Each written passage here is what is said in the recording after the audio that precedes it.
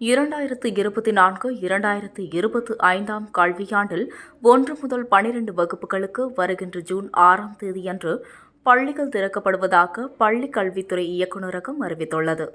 தமிழ்நாட்டில் 10, 11, 12ஆம் வகுப்புகளுக்கான பொதுத் தேர்வு மார்ச் 1 முதல் ஏப்ரல் 8ஆம் தேதி வரை நடத்தப்பட்டது.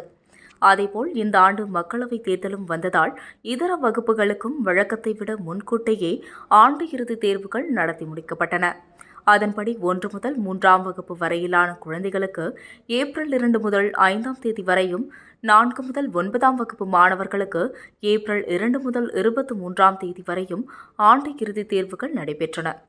அதைத் தொடர்ந்து பள்ளி மாணவர்களுக்கு ஏப்ரல் 24ஆம் தேதி முதல் கோடை விடுமுறை விடப்பட்டது.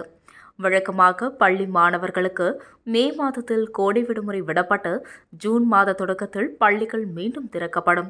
ஆனால் இந்த ஆண்டு மக்களவைத் தேர்தல் முடிவுகள் ஜூன் 4ஆம் தேதி வெளியாவதால் பள்ளிகள் எப்போது திறக்கப்படும் என்று பெற்றோர்கள் எதிர்பார்த்த நிலையில் 2024-2025ஆம் கல்வியாண்டில் 1 முதல் 12 வகுப்புகளுக்கு ஜூன் 6ஆம் தேதியன்று பள்ளிகள் திறக்கப்படும் என அறிவிக்கப்பட்டுள்ளது.